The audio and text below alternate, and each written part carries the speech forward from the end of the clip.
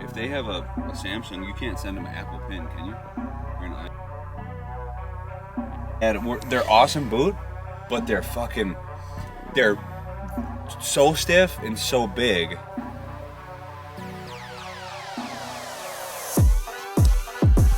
Now what you can go ahead and do is you can get rid of some of this extra tail strap just to minimize any sort of aggravation. So what I like to do is I'll leave myself about 6 inches, cut that with a scissors or knife, and then take a lighter and burn the end. That way you can have it nice and streamlined and you don't have anything flailing around. You can do that with the leg straps as well as the shoulder straps. Now the nice thing about the application, videos you pretty much know, but you tighten that strap up as tight as you can go with it parallel on the tree or to the ground. You don't want a severe angle because then it's gonna affect the seating process of the stand. So just changing the angle of that, so letting that bracket slide down as far as it can go.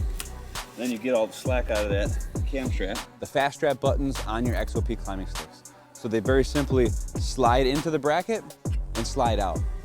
These brackets come in a 2-piece kit with optional belt clips. And it's not so. Your back strap.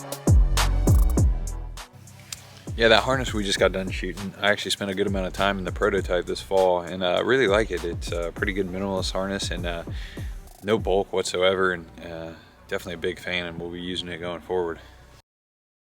I've had really warm temps.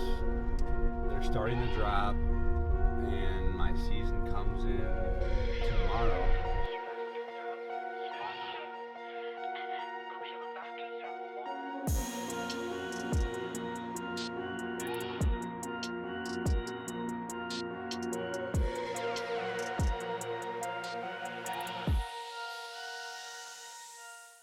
We're going to do some glassing to see if we can't see where these deer are feeding right now.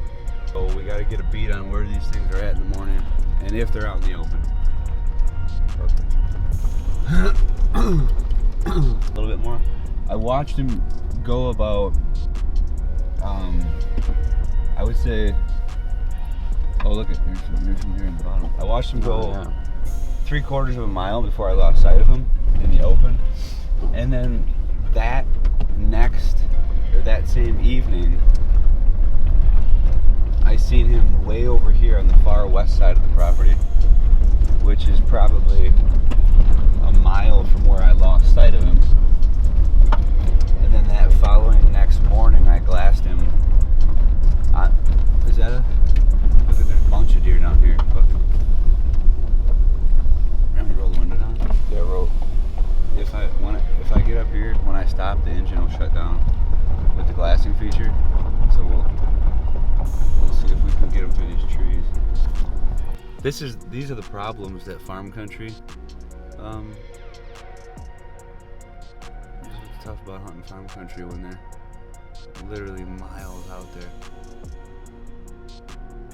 into the open. I mean, I don't think it's not like a buck will come find that group, but like if there's a buck with them right now, all them deer will continue to be grouped up in this cold weather. I'm just curious if they're going up this ridge or if they're going under the bridge and going back to the center. Because that's gonna, I mean, because we do see them poke through there. Oh, I mean, on the limited times I've been here. Good group of deer right there. I mean, and there very well could be a buck with them that we don't see. Yeah. I mean, worth a sit. And you wouldn't, there we go. You wouldn't think, like, it's such a odd spot, you know? Yeah. Like, but if a guy was sitting on that road right now. Oh God, the one didn't make it. It fell in the creek. Oh shit. Are you filming this? Yeah. Oh gosh. Oh, clumsy. Regroup. She's like, oh shit. She's so embarrassed. Oh man.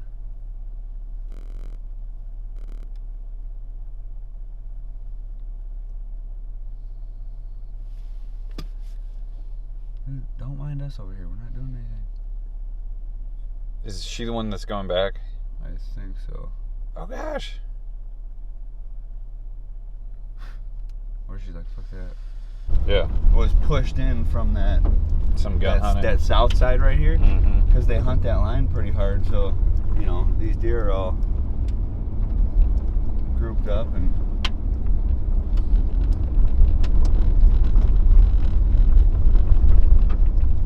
How key is it to dodge all them eyeballs though on an ambush late season? It's tough. Very tough. Oh, a little small group. I didn't see no racks. Now we're getting some good little colors in the photos. Oh yeah. there's Half good rack. A little half rack.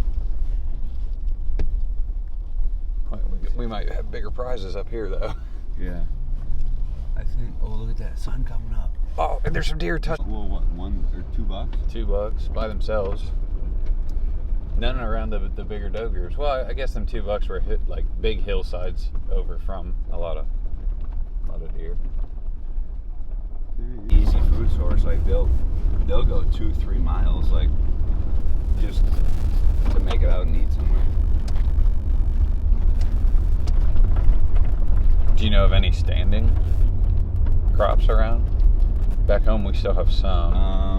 Well, so that's the thing. There's a farm a couple miles away that keeps standing corn for pheasant hunting, and they hold big ones all year because they never cut the corn. We got a couple plots, which probably still have some food on them, but as far as you know, right now the advantage is, or the disadvantage too, is like we haven't had snow. Usually by this time we'll have a good amount of snow and it'll limit, you know, it'll take 50% of these fields and take them off the board, you know, because it deep snow and like they're not going to go dig through snow to get the food if there's stuff that's not covered in snow. So, but, oh man, that'd have been a cool shot coming through that. Oh yeah. Step back up, get it again.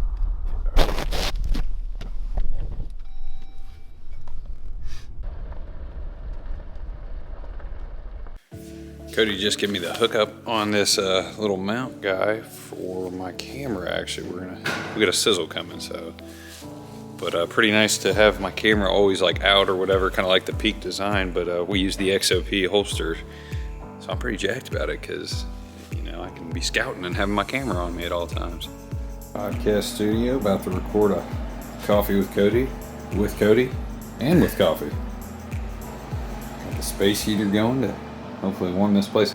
This window's bringing in a little bit of harsh light, but like I heard that cough from a little farther out, and I seen like the widest buck I've ever seen in my life, and he's just standing right there, and I'm like, oh shit, you know, and then he